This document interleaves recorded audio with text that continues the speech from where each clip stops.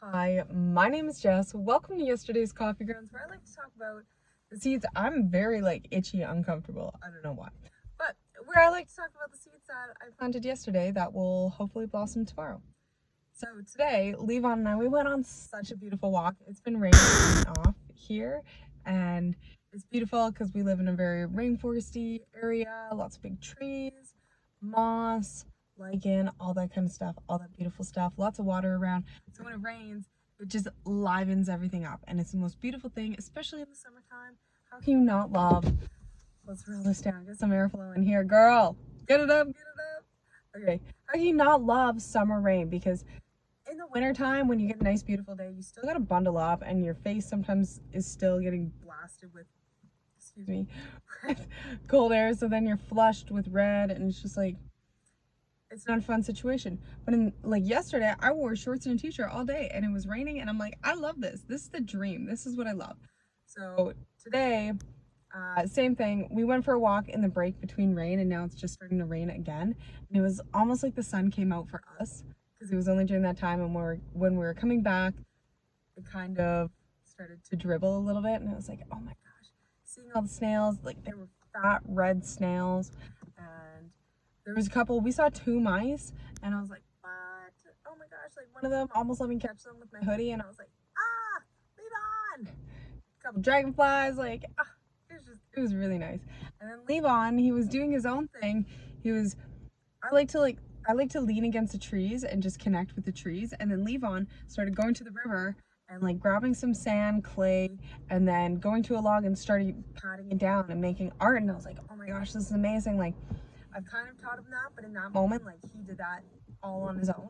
So I'm watching him do that, and I'm leaning against the tree, I'm connecting with the moss, and trying to be really hard to be present. I've had a really tough time with distractions and things getting in the way of my thought process. I've been really distracted lately. So trying really hard to be in that present moment of what was going on, connecting to all five senses, and just embracing that moment. And it's been really difficult for me lately, and that's okay. I acknowledge it and I accept it.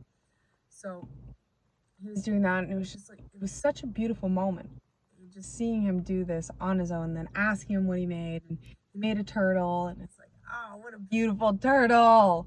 And so, yeah, one thing that I've been saying for a while, and I don't know if I came up with this or if I heard it somewhere, or I don't know. I feel like I just kind of started thinking about this because I got really upset all the time when people were like, Levon's holding a baseball bat. And it's like, oh, are you gonna be a baseball player when you grow up? And it's like, he's 1.5. He's 2. He doesn't know. Don't shape him into being anything. Oh, you're gonna be a hockey player when you grow up. Oh, are you gonna be a gardener? I get it. People just like to have conversation with him, and I get it. I understand. But I think the best thing we can do for young people is seriously introduce them to so many things as much as we can possibly, without overwhelming them, of course, but let them know there's different avenues of things that you can do. So since he was 1 to 2, we introduced him to so many things. We would practice bouldering together, rock climbing together, climbing trees together. I know he's just like an infant, but when you're there supporting and teaching him fundamentals on how to move, how to fall, that kind of stuff, when he's old enough, how to skateboard, he loves his bike right now. He's ripping his bike around. Gardening and learning about what's edible and what's not edible, going to the pool, different kinds of food, introducing them to so many different things allows them to be diverse and not be closed-minded when it comes to trying new things. For starters, being very open-minded about life's different offers, and then whatever we do to them whatever we what's the word, not project onto them, reveal, not reveal to them, but whatever we open their eyes to when they are 2, 3, 4, that's going to shape them into when they're 8 or 9. Those memories, those experiences, these experiences that we share with them and that we open with them, and letting them know that they can try so many different things. They don't have to pick one thing. And those experiences then will shape them from when they're 9 and 10, when they're kind of narrowing down their focus a little bit more, but maybe they're still trying a bunch of new things when they're teenage years. And it's so important. And we live in a society where it's common practice to put them in front of the TV, and they learn that way of different activities. we watched a lot of Blippi, and just seeing him go to like a ballet class or going to a hockey arena, different stuff like that, where he's being introduced to it, but he's not actively taking part in it. And of course, he's too young to go to a hockey arena. Well, he's been to a hockey arena. No, he hasn't. He has not been to a hockey arena. He's seen, actually, no. Our swimming pool is attached to the hockey arena, so he's kind of seen it. But he's not going on the ice or anything like that yet. He's played road hockey and like hockey in the house, so he's been exposed to it. And just seeing, just throwing a bunch of shit at the wall and seeing what sticks, right?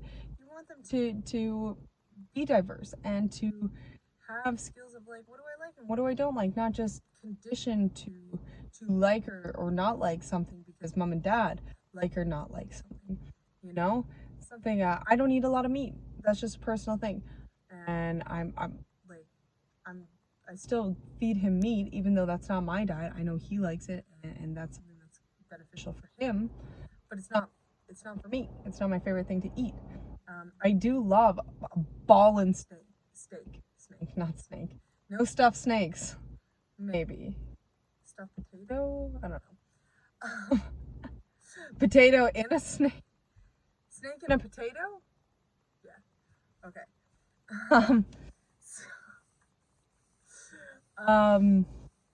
Yeah, just I do love a good steak. Can I just say that? Like a premium steak. I don't care about the cut really, just premium, right? Keg worthy. So yeah, he's definitely been exposed to a lot of things, and I think it's so valuable for young people to have so many different teachers and so many different people other than mom and dad. Like it's said, it takes a community to raise a child, and that's partly because mom and dad need a break or grandma and grandpa need a break, but also the different experiences, the stories, and the opportunities that come about when other people are influencing your child. Be mindful, like you don't want to just let anyone hang out with your child like regularly, you know, but you don't know what kind of impact those stories may tell. That spending one-on-one with another small human, like you don't know how they might perceive that, or just building trust and practicing building relationships. I know we're talking about a 2-year-old here in my situation. We're talking about a 2-year-old in my situation, but when he's a little bit older, it'll be a little bit different, and just making sure that he has that opportunity to grow and to flourish the way that is reasonable for him. And we're lucky where we have lots of instruments. He can play drums, he can play guitar, banjo, ukulele, which they're kind of the same, but not really. Banjo, he knows the difference between all those. Oh, yes, I know my battery's low. No, I was trying to see if he was up. But it's just something that is so valuable to introduce them to so many things, especially like music, culture, sports. Yes, all these different things, sciences. It is so important. Like sometimes I talk to Levon about different things. Like today when he was doing the clay stuff, I was talking to him about the difference between the sand that is in the water and the clay that is on the side, and trying to figure out why there's like a clay on the side where it's that clay material. It's really soft, right? Whereas the sand is gritty. And I'm like, I wonder why this could be. And trying to talk it through why on the side where the water doesn't quite hit, but it flows into, why that would create a clay material. Talking about sciences, you know, trying to do our best to educate them and influence them when they're young so that they can have diversity and critical thinking skills when they're 6 and 7, and they don't just take information that people say to them and it's like, yep, what you say is right, I believe everything you say, and when I hear something, that's what I believe is truth. I don't do any questioning, I don't do any further research myself. That's how a lot of us are, and we need to really shy away from that. We need to be educators for our children in a time of information overload, because there's so much going on, and we need critical thinkers in the world when there's a lot of things that are numbing us and weakening our brains, weakening our bodies, weakening our culture. We have the potential to rise up and to raise our children as strong individuals, as a collective, not as individual that then works as a system, right? one cell doesn't do a lot. If we're talking about the body, you can't have one heart cell. You need a billion heart cells to be able to create this functioning organ, right? It's the same with a collective of people. You can't have just one person be the change. You need a collective of people, right? It starts with an idea. It starts with, hey, I'm going to be a heart cell, but I need other heart cells to all work together for a common goal to pump the blood around the body and bring waste products back to the lungs and let it be expired and blah, blah, blah, blah, blah. That kind of stuff, right?